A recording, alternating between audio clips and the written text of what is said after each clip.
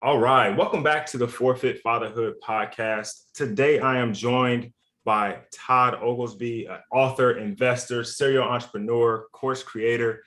He created the best-selling options on demand course. It really got me into options trading, and actually, he had a stock market course as well that kind of got me into it. I ran across his profile. I want to say at the beginning of the pandemic, where things were kind of hitting the fan, and it gave me an opportunity to expand my horizons in the stock market, in real estate investing, and in other ventures. So I was super appreciative for what he did during that time. And I don't know if he gets his roses like he should, because he created a vibe that I see it's kind of spreading throughout the community, man. Like there's so many people in options trading and in the stock market.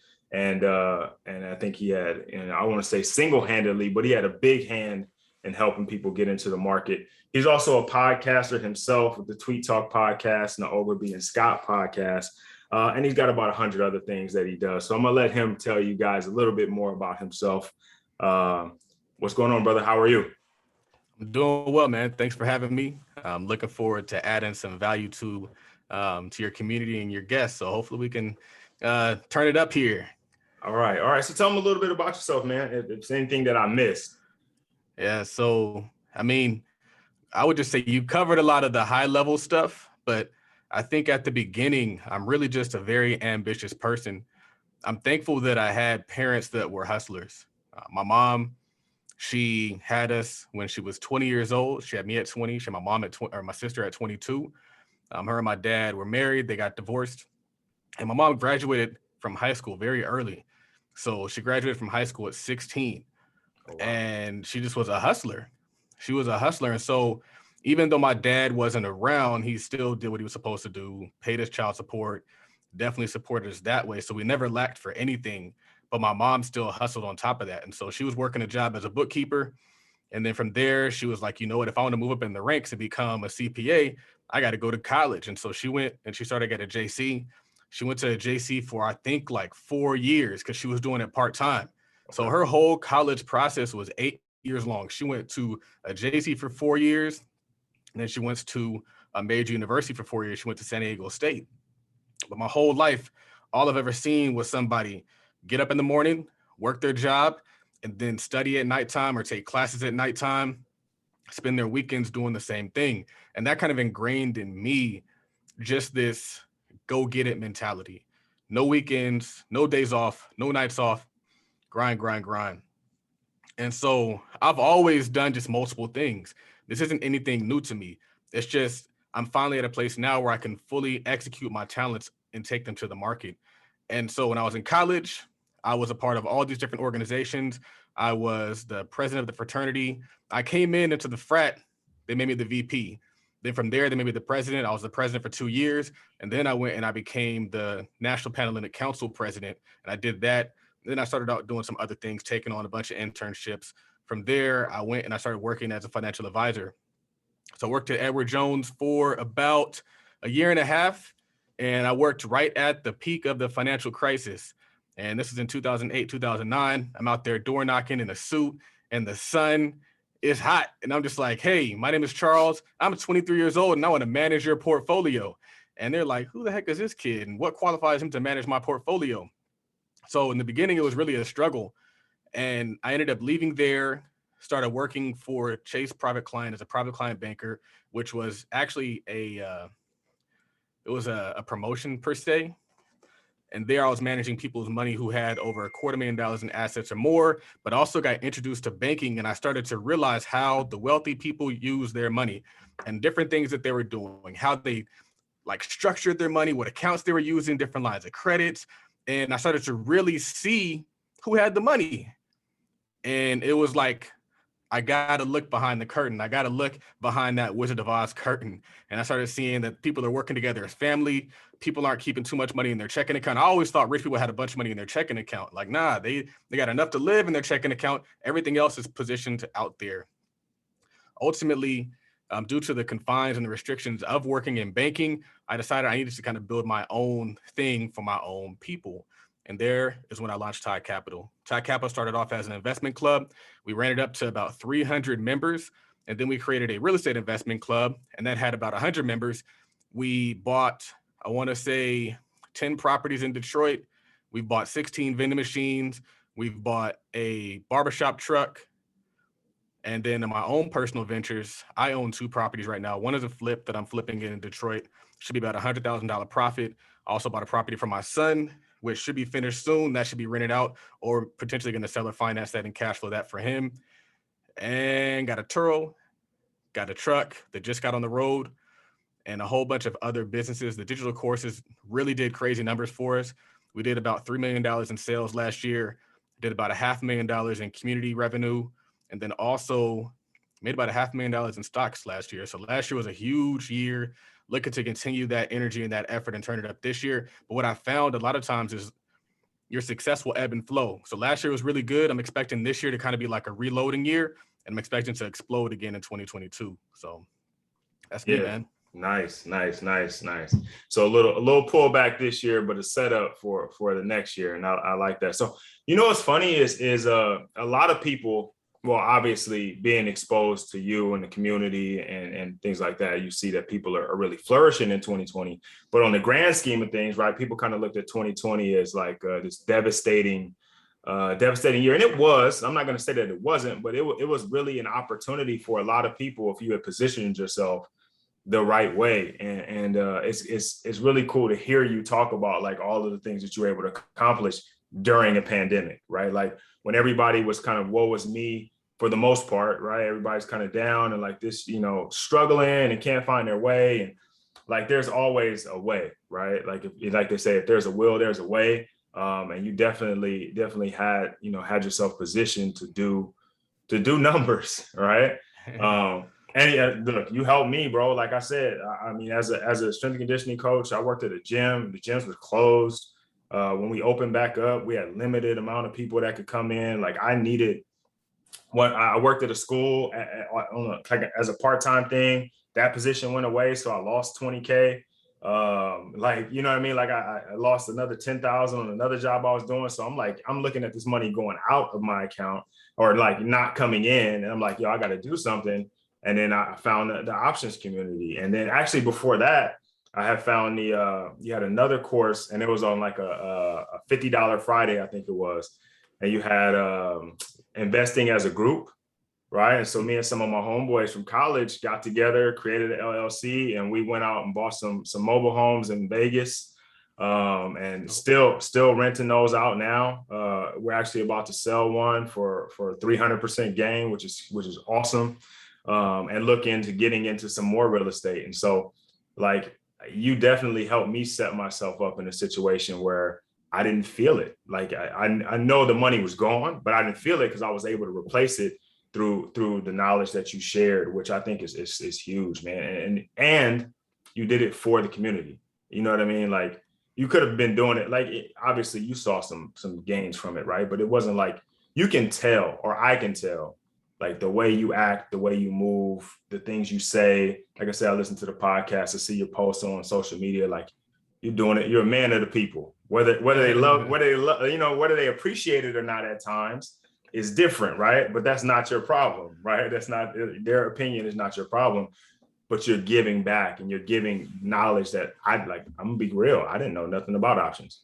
I had no idea what it was. Like I knew about the stock market. Like I had been throwing money and just random stuff because people had told me about it in college, but like I wasn't aware of reading charts. Like I didn't have any real knowledge of it. And it wasn't something that my family talked about. Like it just wasn't there for me.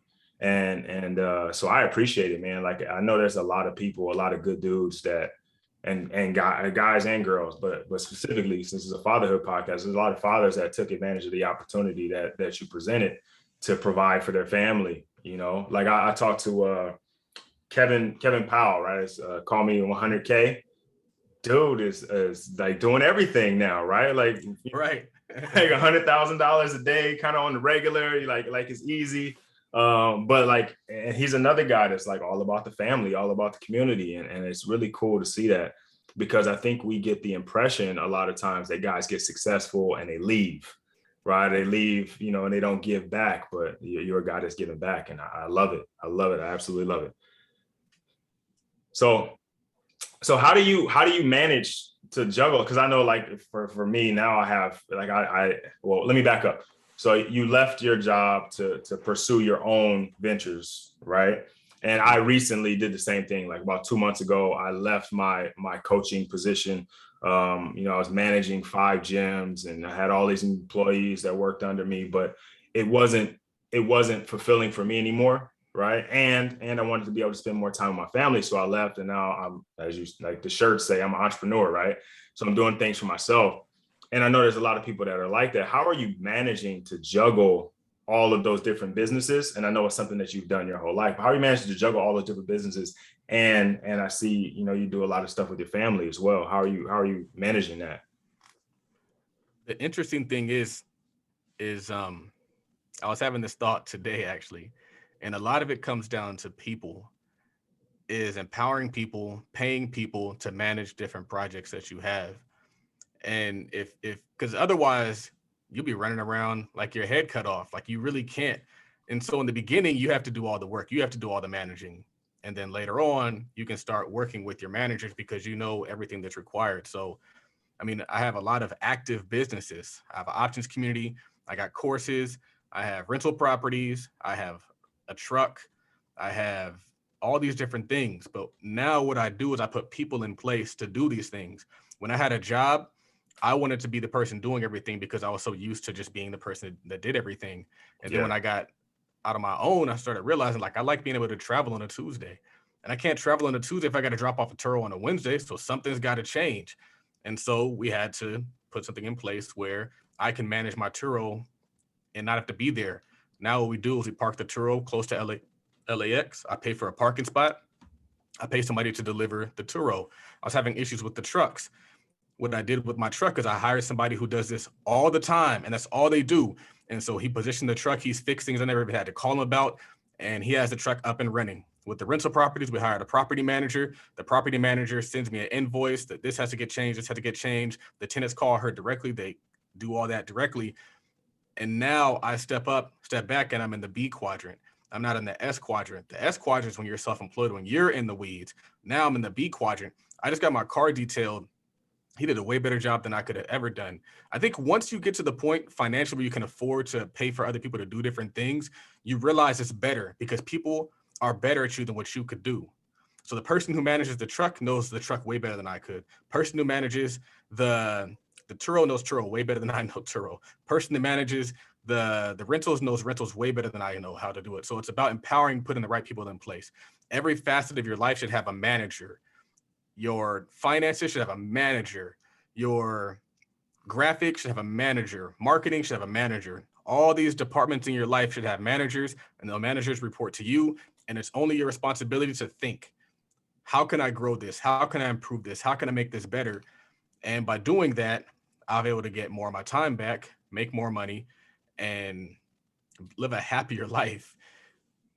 Yeah, I like that, man. I like that, it definitely starting off like it takes a lot of your own work, your own blood, sweat, and tears, but it's necessary, right? It's necessary because once you get it rolling, like I'm at a point now in my business, like the first couple of months was a struggle, like getting it going, but I'm at a point now where it's on autopilot. There's still obviously things that I have to do, and there's parts of the business that I have to be a part of, Zoom calls and things like that, working with people specifically. But man, it's such a beautiful thing that like it's a Tuesday morning at 10 o'clock. Like, you know what I mean? I'm not worried about, oh man, I got to clock back in, or, I got to make sure I schedule this training session. Like it's already running, like it's already happening. People are getting it done, and holding themselves accountable. And I like what you said about having a manager too, because even in a family setting, like my kids are in school, I could definitely, like last year, I didn't have a choice. I had to homeschool them, right? They were at home. I had to be the teacher, right? Like they had a Zoom, but I had to be the teacher, or at least the assistant teacher. But they go to school because the teacher is better at teaching them than I am. And the teacher then reports to us how our kids are doing. And that makes sense, right? That's something that we all have happen for us. And it makes sense in business too, that that's something that we definitely Yeah. need to or should be doing. Like I, that's I think the struggle that people have is admitting that there's somebody out there that's better than them. But like that's their lane and that's what they're supposed to be good at. And so my thinking is at first, so let's take a Turo, for example. The Turo pays $350 for a few days. I pay $100 to have it picked up, dropped off, washed, parked, all that stuff. I make $250 to do nothing. And so now I have somebody who's getting better at the systems. They're getting better at taking the pictures, getting all these things together. And so I don't have to do that. I don't have to be that person. I want to focus on being the CEO, which is the synergistic glue that puts it all together. That's my job. Hold it all together. Make sure that I got the right people in the right places, not being the right person, because there's an opportunity cost on your time. Right. If I'm doing this, I can't do that. But thankfully, thanks to the systems we were putting in place, I can do this and stack them up at the same time. So now I'm getting paid 4 times for the same hour.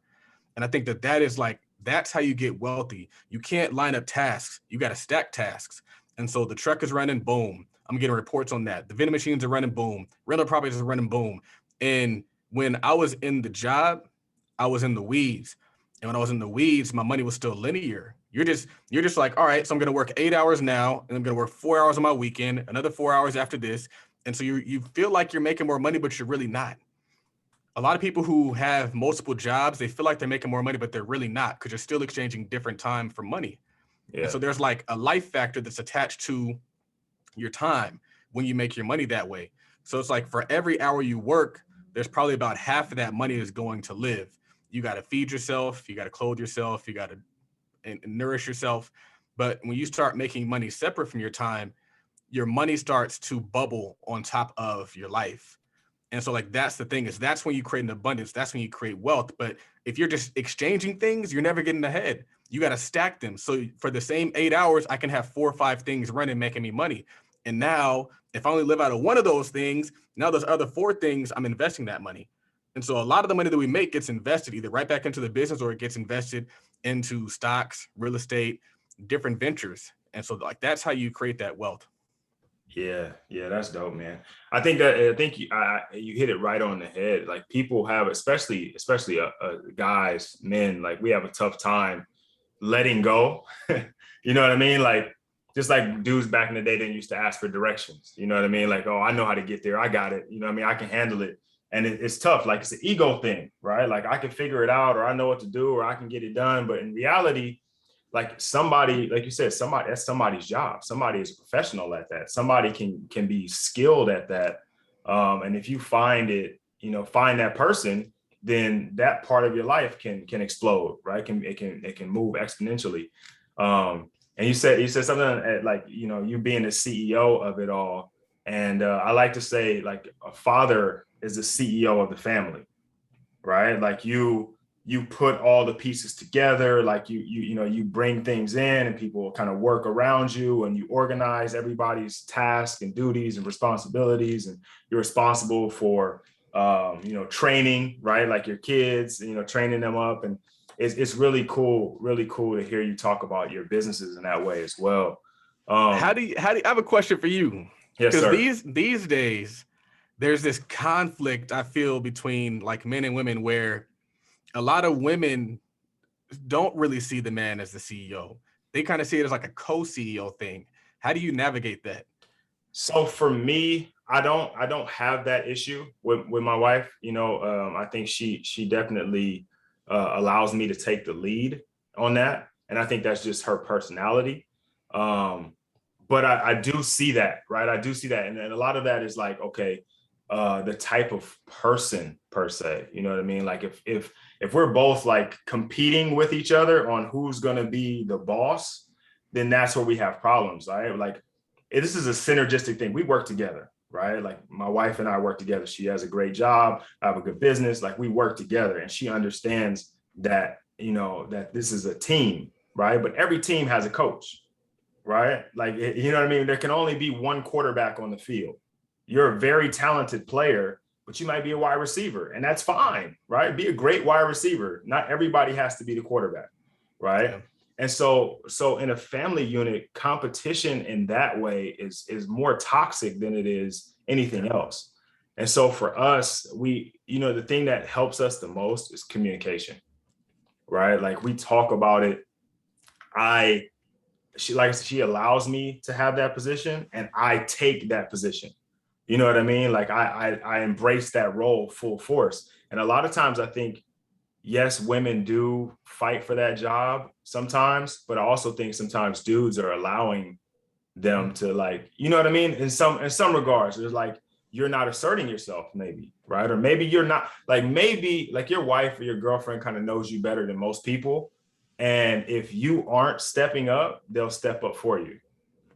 You know what I mean? Like in a family situation, like if something was happening and it's the two of you and only one of you can make it happen and you don't step up, you're basically saying go ahead and take control, right? And then once that happens, right, once that happens is now you've got to kind of try to reassert dominance. And I'm not saying dominance in a way like you're dominant over your wife or whatever, but she's meant to be a helpmeet. Like, you guys are supposed to work together, and if you don't establish those roles, then yeah, you do struggle with this.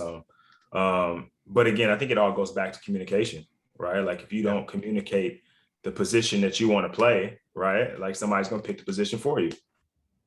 You know what I mean? So for us, communication is a big part of it, but I think it's all in the selection process. I think having, and I've seen you say it before, like, having a good wife is a cheat code. I like, I can't overstate that. Like my wife is awesome, and like, not only in her role, but then also in the support of the things that I do. Like, I couldn't do anything I do without her being as rock solid as she is. Like, if I had to do everything that I do and prop her up at the same time, like, it would be so much more difficult. But she holds her own, and she's able to support me just like I'm able to support her.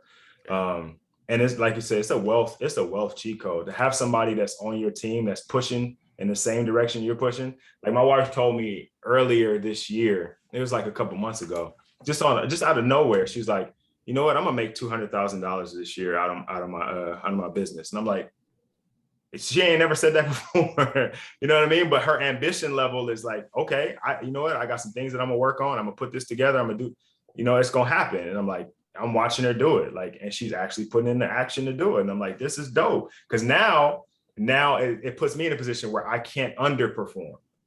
You know what I mean? Like, we're working together. Like, now I can't have her looking at me like, damn, dog, what you doing? Can I say one thing about that? Yeah. First off, what does your wife do? She is a clinical social worker, but she has like 7 other things that she does as well. But that's her primary job. She works with the school district. One of the things I tell people is, when you have a woman that does a lot, the man's going to do even more. And we've seen examples of it. So when Barack Obama, like, first kind of met Michelle, she actually was doing better than he was. Like, she was in the firm, she was doing all these things, and he got around her, and now he pushes himself. He becomes the president. He becomes a senator, all that good stuff. Right. Jay-Z, you look at Beyonce, she's crushing it. And so he goes out and he does even more. Kanye and Kim was out there. I think she became a billionaire before he did, I think, or got damn close to it. Yeah. And so then he became a billionaire. And so I think that we see something like, I bring that up because a lot of times women will see a dude and he won't be on her level, and they don't realize, like, just give it some time. Yeah. Just give it some time. It's going to happen. He'll rise up. And in terms of the question that I asked you, I think what's interesting is, if you go on the internet, you see a lot of back and forth. Mm-hmm. Women say one thing, dudes say another thing. I think that dudes just got to stop talking and start acting, because it's going to play out the way it's supposed to play out. Yeah. Like, you're going to rise, your leadership is going to show, and you don't have to go back and forth with the words to do it. And so I think the cheat code is necessarily to let life play out. A lot of us, because a lot of times, like, women come into life differently. Women live a whole different life than men live. Right. Like, if you're a woman, you have problems, typically somebody takes care of your problems. Right. If you're a dude, you have problems, you better find a way to get that stuff done. And so stuff like that takes longer to develop. You, as a man, you might not get there till like 30, mid 30s. But like, that's why your value increases as you age, because your income, your knowledge, your wisdom increases as you age. And so if you're at a young age, early 20s, and you're still out there trying to figure out how you're going to get the woman that you're looking for Maybe she's like a high value woman. Maybe she's doing all these really great things. You just got to get in your grind. You got to put your head down and you'll get there eventually. But I would say, don't be out here trying to, don't get discouraged is what I would say, because it's going to play out for you. Yeah. Two things from that. One, it's like value investing, right? And shout out to you for SPG, because that's been wonderful. It's been beautiful. But like, you find you get in when it's low, but understanding what the value of it is, right? Like you get in and it's a long-term play, right? Like you see what this person's potential is, what they're capable of, if you can be patient, right? Like time in the market is better than time. Like that's the timing of it. You know what I mean? But then two, I heard this, I don't know who I heard this from. I heard this on the podcast, but like focus on you till the focus is on you. Like if you are working on making yourself better, like you're pursuing a certain type of woman and you want a certain type of relationship, if your focus is on that and your focus isn't on you, then you have a problem, because you're not going to be ready when you find it. But if you focus on you, you build yourself up, and when you're ready, it'll find you. Right. And so I agree with you, man. Like for guys, we don't really hit our stride to like, 30s, mid 30s. You know what I mean? Like we're messing around. Like we are just not mature as we should be. We're chasing everything that's moving. You know what I'm saying? And ladies mature faster than us, and they're like more business savvy, and they're more focused on like the end goals of life. Like my daughters are 8 and 6, and they have talks about they're playing with dolls, and the dolls are having weddings, right? I don't remember ever having no GI Joes were having weddings. Like we weren't talking about nothing. GI Joes wasn't buying houses. They was killing people and saving the world, and that's it, right? And it's not until we get to like 28, 29, 30 and up that we start talking about that kind of stuff. So we typically aren't ready for the relationship, for the family, for those things until that point. Unfortunately, like we aren't on the same wavelength as far as that's concerned. But when we do get ready, right, we show up and we show out. You know what I mean? Yeah, 100%. So speaking of that, I know you have a son. How old is your son? He is a year and a half. I tell people a year and a half because it's so funny. He was born on the 27th. But okay. I always got to do math. So I'm like, oh, man, how many months is it? So it's like, it's a year and a half. But every time somebody asks me, I got to think of what the date is. Yeah. I got to start counting from March. So year and a half. Okay, nice. And how has that experience been for you? I haven't had a 1-year-old in quite some time. So yeah. How is that going for you? It's all over the place. Like, you have to be responsible for somebody. I didn't have kids until a lot older. So I didn't have my son until I was like 33. Okay. And I'd already lived so much life. And so I'm thankful for that, because I don't feel like there's a competition. Sometimes I think when people have kids younger, there's this like, I still got to live, but I also got to take care of my responsibilities. So what am I going to do? But for me, my whole life is really dedicated to my son. And then thankfully so, I've actually become a way better and bigger person, because I live for something bigger than myself. So now I got to take care of myself. Plus I also got to make sure that he's set. And I've become a beast, more of a monster than I was before. I remember when I was in college, I might've been 20 years old. Uh-huh. I was in like my third year of college, and this chick shows up and she's like, hey, I just had a kid and it's your kid. I was like, who does that? Who has the kid? Right. And it tells you that, like, usually it's like, oh, I'm pregnant. Not like I had a kid. And so, man, I saw my whole college career flash before my eyes, which not just my college career, but also my whole life, because we were sold this idea, if you don't finish college, you ain't ever going to amount to nothing. Mm-hmm. And so I got super serious. My whole wardrobe changed. My whole focus on everything changed. Prior to that, I was living the college dream. I was in the frat, running, I'm familiar. living my best life. And it really settled me down. And I think it allowed me to go from young man to like focused, kind of like mid-20s person. Mm-hmm. And then when I had my son, I think it was even more so. First off, that child wasn't mine. We ended up taking a test. The child was not mine. I knew it wasn't mine because I don't be out there messing around with no protection. Right. The people that have and at that age who are doing it without protection are probably not the people who went to college, because we're obviously deferring gratification. Whereas somebody like the dude who ended up getting her pregnant was some dude she knew from high school. He wasn't shit. Sometimes people like to pick the father. They're like, Right. who's the most qualified person to be the father? Oh, you are. It's your son. Nah, we got tests for that. So anyway, man, fatherhood changed my life. Way more wealthier, way more focused. I have less of a tolerance for nonsense. I don't put, I'm quick to cut somebody off. Before my son came, I feel like my whole goal was to make the whole community wealthy. And so I did a lot of selfless things. I gave a lot of free value away. I put a lot of other people before me. And then when he came, my responsibility became to make sure that he's wealthy. And so I took all that focus and I brought it in-house. And we've benefited substantially because of it. And I'm happy for that, for reining me in and bringing my focus in. Like, yeah, we can still do things for the community, and we should, and we will, and we do. But by me putting my son first, it makes it even better. It's a different kind of love. I tell people it's a different kind of love. Like, you can't even really explain it. It's different than like your wife. It's definitely different than your parents. It's like your whole reason for being is that person. Anything that they want. I was sitting on the couch yesterday and my son was eating goldfish and he decided to give me some goldfish and I was full. I didn't want no goldfish, but I was eating the goldfish. He handed me the goldfish. I was like, all right, we're just gonna eat these goldfish. Because I mean, it's just, I love it. I do. And I think what's interesting as a community is we were often sold as though like parenthood was the downfall of people. Like, oh, I would be wealthy, but I have you kids, or, oh, like I would do these things, but I got kids. And so like, I think for the longest time, a lot of us put off kids. And that's a big part of the reason why when I thought I had a kid at 20, I was so devastated. I was like, oh man, I got kids. Now I got to be poor for the rest of my life. But that's not true. If you do things in the right order, parenthood is a blessing. If you do things with the right person, parenting is a blessing. I was talking to my college friend. He came to my house for my birthday and we were looking at my son run around. And I was like, my son is the best thing that happened to me. He changed my life.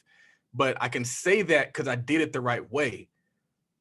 I married a woman that I had known my whole life. We got married.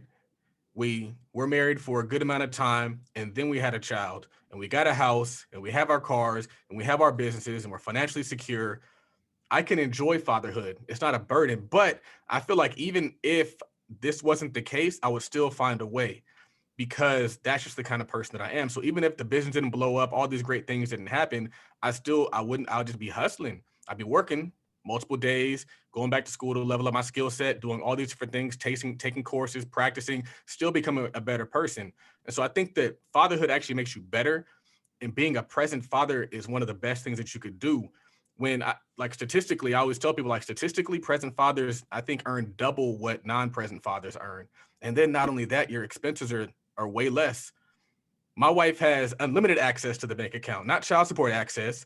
My wife doesn't worry about the mortgage. She doesn't worry about her car note. None of that stuff matters. But if we work together, now I got to take care of my whole household. And I got to take care of her household. Now she's over here. I can only get access to whatever that number might be per month. No, now she has access to the account. She gets whatever she wants. And so like that also is the benefit of the children, but also staying together with the children. There's a lot to unpack in there, but yeah. Yeah, man. I you know what is really, really cool to hear you say that because the present father piece for sure. Because a lot of dudes are in their quest to provide and to do those things and to level up their family and to find wealth. You know, we go out and we work 40, 50, 60, 70, 80 hours a week, 2 jobs, and you know what I mean? And we're missing the being present part. You know, like we're providing, but your presence is a present, right? Like that's so important. And I found that with my family, like especially, like I said, during the pandemic, because prior to that, the job I was at, I was, like I said, managing 5 gyms. And so I'm out of the house at, 6 a.m. I come back home at 9:30 at night. You know what I mean? The only time I get to see the kids is pick them up from school, take them home, and then I get to see them on the weekend, like for like 10, 12 years. And like, I was very intentional about the time I spent with my family. And like, when I had time, I was 100% invested in the time that I had. But like, you don't realize how valuable your presence is until you're actually like, till everything stopped, everything slowed down, and I was just able to be here. Things were shut. We was in lockdown, and we're here 24 hours a day. And I'm like, man, these two little amazing people, I get to be around.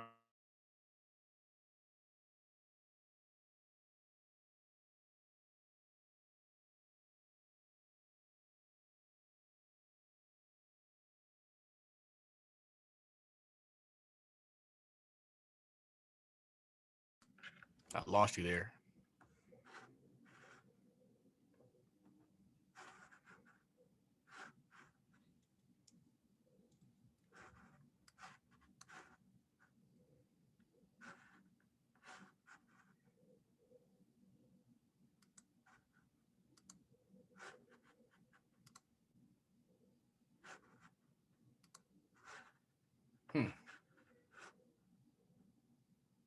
We got kicked off. I think my internet popped off. That's all right. What is the last thing you heard me say? You're talking about being around your present. kids. Yeah. So like that, the fatherhood thing is unmatched. Of any of the titles that I've had in my career, in my life, like being a father and being present has definitely helped me like grab for more, to want to do more, to be more. You know what I mean? And not just for myself, like you said, for somebody else. Like it has definitely pushed me to different levels. You know, to get on. And do the things that are necessary in order to give them the life that I wanted to have when I was a kid, but also the life that they want to have. Yeah. Well, one thing that I would say that's to hear other dudes talk about it, and I think that's a big thing, is like we don't hear dudes talk about it enough.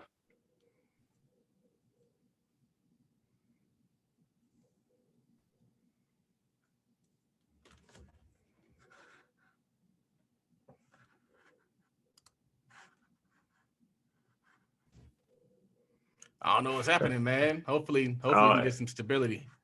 Yeah, I hope so. I don't know. I got it hardwired too, so I don't know what's happening. But it's all cool. It's all good. I'll fix it all in editing. We'll be good. Okay. But I was saying just the fatherhood piece is so important. And so keeping on that, like you kind of have kind of mentioned it a little bit, but these are just some of the questions that I do have for you is what is fatherhood? Like, what does fatherhood mean to you? When before I had my son, my goal was to give my son what I didn't have, but what I wanted. And I thought that was the responsibility of a father. And I still kind of feel like that is a part. But as I like kind of travel this whole fatherhood path, I'm realizing that a lot of times, like fatherhood is just being an example, because I see the things that he does and it blows my mind. They're always watching everything that you're doing. They're watching and they do it. You don't necessarily have to tell them what to do. You just have to really exist in their presence and they're going to follow it. And so, for example, whenever I drink like water, I always make like that sound. And so my son will just make that sound when he wants to drink something, or if he sees me drinking something, he'll make that sound. Or just little things that I've noticed that he picks up on. So that challenges me to be one of those parents. I never wanted to be one of those parents who's like, don't do as I say, not as I do. Because kids never do that. I've seen it play out. I've seen people who have parents who sit in the house and they end up being kids that sit in the house. And they have being kids who they find all the excuses in the world for why they can't find a job or why they can't work or whatever the case may be. So for me, I just think fatherhood it's all encompassing. You definitely got to provide. You definitely want to leave an inheritance for your children's children. I want to leave my son income, not money. So I want him to be able to work because he wants to, not because he has to. And like, for example, what I've seen just throughout my whole life in banking, even in law school, I saw that what I was told is you got to grind it out. You got to figure it out on your own. You're 18. And then you go to law school and you see grown ass people who are being taken care of and their only responsibility is be great. You see grown people in college, their only responsibility is get A's. That's what I want from my son. I want my son to have the right responsibilities, get the right grades, take the right major. I don't want you over here working at KFC like I had to do, working at Radio Shack like I had to do, working these nonsensical jobs like I had to do just to be broke, working to be broke. Right. You're giving away hours of your time so you could be broke. That's crazy. I had to go out there. I had to get a car note on my own, pay the insurance on my own, pay my phone bill on my own. And they say that builds character, but I don't necessarily think that that built my character.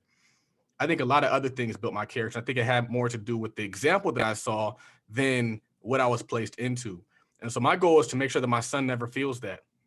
My goal is to make sure that my son doesn't know lack, but he knows he still has a responsibility to give it his all every single day, to grind, to build, to create, to help people. And so that's the balance that I'm trying to figure out is I don't want you to think that the only reason why you work is to avoid struggle. I want you to think that you work because that's what we're put on earth to do, is to create things and build things. As a father, I think that's what I take as my responsibility. That's why I over-index on my personal development. That's why I over-index on my investments. That's why I over-index on making sure that I love on my son and making sure that I am able to guide him without necessarily having to talk to him sternly or put my hands on him. That's one of my goals, is to do the things that he should be doing and explain things to him so he learns these things and he develops good habits, and not necessarily have to beat him or do all these crazy things that were done to us. I'm not a fan of that. Right. Yeah, me either. I think that every opportunity is a teaching moment. And I just look back on that thing specifically. I look back on the times where I got spankings, I got whoopings or whatever. And the only thing that I really learned from it was not to get caught. So to be craftier, right? Like to figure out how to do it without getting in trouble. But I didn't really learn like what I should be doing in a better way. And so like I don't like that for my kids. I take it as an opportunity to try to teach them to do whatever it is, you know what I mean? Like this, okay, I understand you did this. Let's talk about it. Let's figure out some solutions. And then I don't like to give them the solution. I like them to come to the conclusion, like, what is it that you could have done differently? You have to figure it out. Like you have to problem solve, right? You had a problem. This is the solution that you chose. It wasn't the right one. Let's figure out together the right solution to that problem. Because I think problem solving is one of those things that if you can teach your kid how to problem solve, even in the small things, like that sets them up for life. Like the wealthiest people solve problems. Like, you know what I mean? If you could teach them how to solve problems and just like, you know, you shouldn't be jumping on the couch. You know, I understand you wanted to have fun, but let's find another solution. You wanted to jump up and down. Are there other opportunities or other ways you could have done that would have not gotten you in trouble? What's the problem? You want to jump up and down? Okay, what's the solution? It's not the couch. Where else can you do that? Or what other way can you get that done and solve that problem? Yeah. And I think that's huge for us to leave to them along with wealth, right? But also knowledge and problem solving ability. Super important.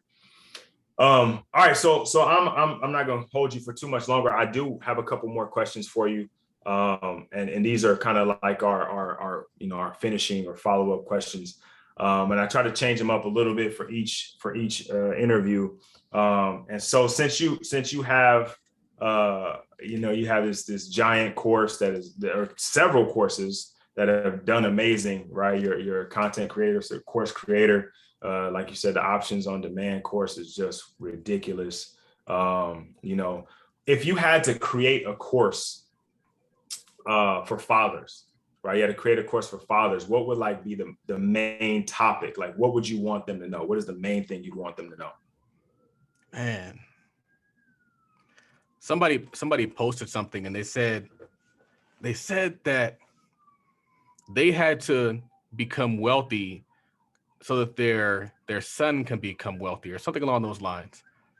And my thought process is, well, what if it was all inclusive? So what I mean is that the wealth that you create for yourself and your son is wealth for the family. And so we shouldn't see it as buckets. We should see it as family. One of the things that I saw when I worked at Chase was I would see like an Asian guy and all his accounts would be linked. His son would have access, his daughter would have access, his wife would have access. Everybody had access to the same pile of money. And that's what I want people to understand. You can do that through family trust. You can do that through maybe joint accounts, credit cards. I don't want it to be seen as like, this is my money and that's your money. I want it to be seen as though this is the family money. We're building the family business up. We're building the family wealth up. Your responsibility is to contribute to the family. My responsibility is to contribute to the family. Your mother's responsibility is to contribute to the family. And so I think that that foundational point is important. I tell my mom this all the time. She's like, I want to get an Airbnb. I want to get another Turo. I'm like, if we walked in there together, they just be handing us the keys.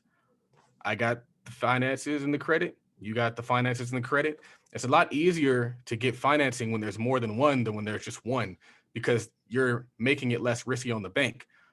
When I used to try to get cars before I was married, they gave me the worst rates from the worst banks. When I got married, we walked into the bank. We got one of the lowest interest rate I've ever gotten with the most premier banks. And I'd never experienced that before. Why? Because there's two of us. There's two sources of income. There's two credit scores. There's also two families. One of the coolest things about being married is now you have two sets of parents. You literally have two fathers. So you know how like your father is supposed to create wealth for you? Well, her father is also contributing to what you have going on. Quite honestly, I spend more time with my father-in-law than any of my fathers. My real dad and my stepdad, I spend more time with my father-in-law. I don't know why it works out the way it works out, but it does. And so my thinking is like, if I were to create a course, it'll be teaching you how to create family wealth, not individual wealth. Group wealth, not personal wealth, and saying, well, I'm gonna just leave you what I got after I die. Like, no, when I was working, I used to work in a family office. A family office is a house, it's essentially a family that has massive wealth. They had $200 million in wealth. And what I saw is that they moved as a unit. The father supported what the son was doing. I always talk about like the father and son combination and how lethal that is. And so his son had a real estate development company. The father backed the real estate development company. I also worked in a law firm, father-son combination. The father funded his son's law firm. The law firm was a multi-million-dollar company. When you have a son, it's not your responsibility to bring your son into what you're doing. It's your responsibility to put your resources and your knowledge and your wisdom behind what he wants to do. So if he wants to go out there and he wants to create a gym, we in the gym business, boy. That's what we're doing. We're going to make this the dopest gym ever. But I'm not going to push you out there and be like, good luck. In all my entrepreneur endeavors, it's always been good luck. If I even got the good luck, Pat. Usually it's just like, you need to be focused on that job, boy. Or that can't work out. Why would you be doing that? And so that would be my take is focus on the family, not on the individual. Good. I like that. Now here's the second part to it, right? You're creating another course, but this one is for your son, right? What do you want him to know? That's a good question. And I haven't thought about doing that just yet, but it will be a fundamental discussion on everything that we're doing presently. So a fundamental discussion on the stock market, a fundamental discussion on real estate, a fundamental discussion on life insurance, maybe some estate planning, some money management, personal finance, saving, budgeting, and also just an emphasis on telling people that your goal isn't necessarily to shrink yourself so that you can stay within a budget, is to grow yourself. And so we'd also have some business development courses in there as well.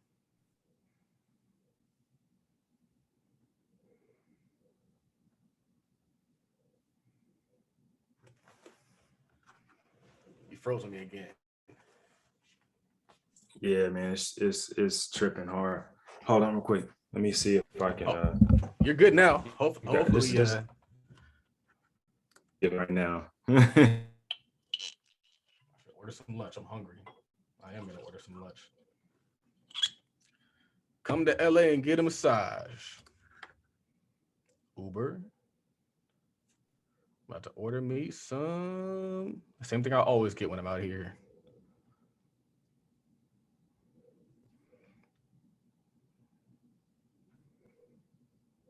You got me? Yep. Yeah, I got you You, back. you never you Okay. never went anywhere from me, bro. Oh, I was still there. You were gone. You were gone. Oh, Man. Um I mean, look, if you don't mind running back over what you would teach your son again, oh, so I wow. can edit All that right. back in. All right. All right. All right. Just that whole Man. thing. So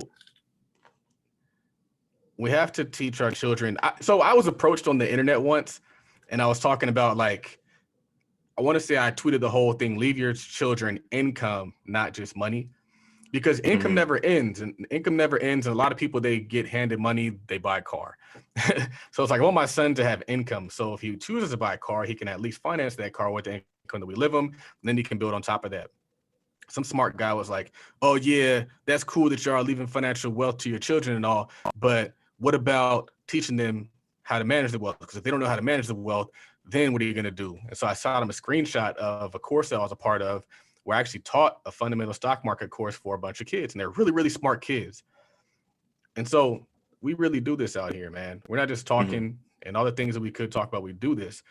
And so I would want him to know, man, there's so much to teach him.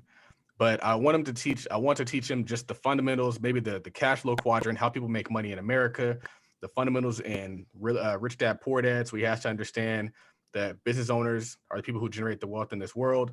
Employees work for business owners and they're never really satisfied. I want him to learn the fundamentals of the stock market investing, of course, options trading. He's going to know that. I would rather my son trade options than work a job at KFC. So we're going to do that. And he's going to learn about real estate investing, rental properties, managing properties, doing flips, analyzing properties, real estate development, valuing land. It would just be an all-inclusive wealth course. And that's kind of what I tried to even create with my personal courses, which is interesting because my courses, although they're being taught for people who are older, they're still being taught to people who never learned these things.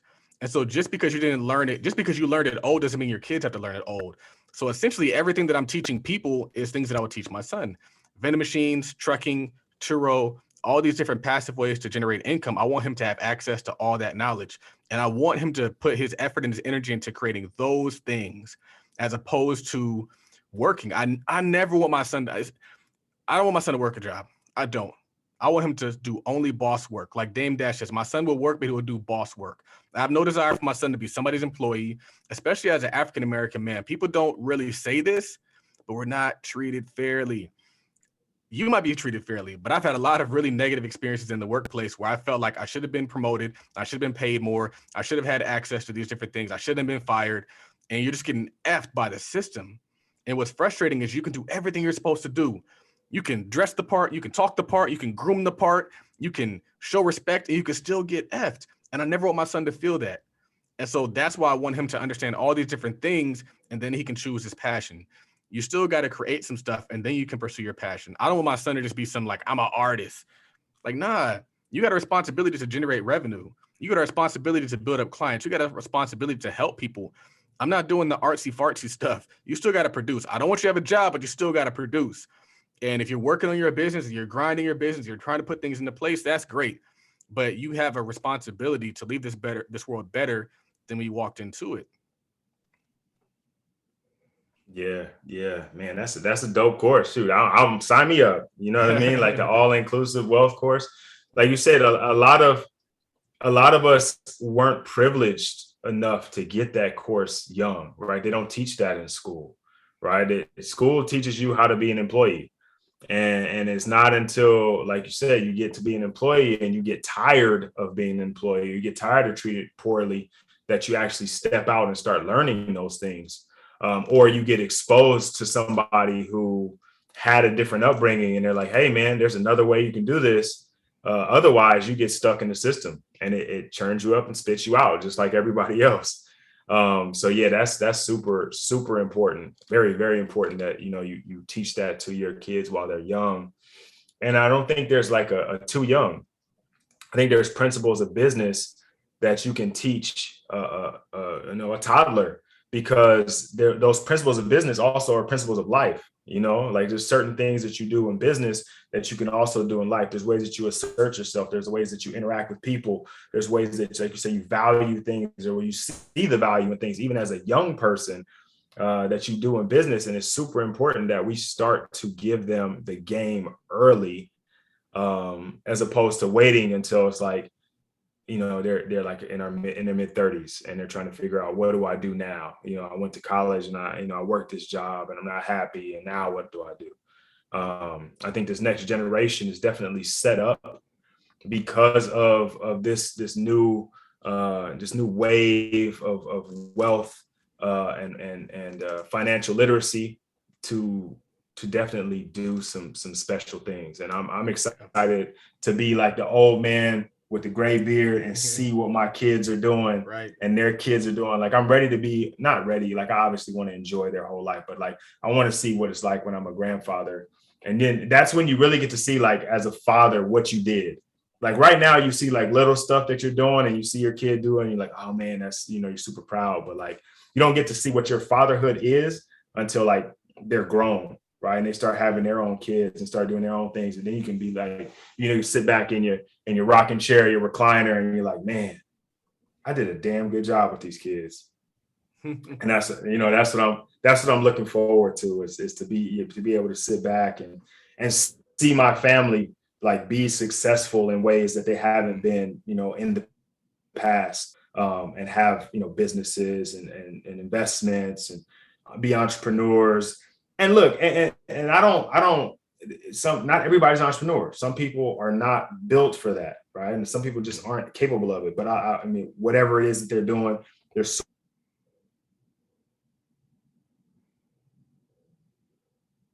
path they choose, then goddamn it, you're going to be the best employee at the highest up you could possibly be on with that kind of ambition, and be doing something for yourself on the side for sure.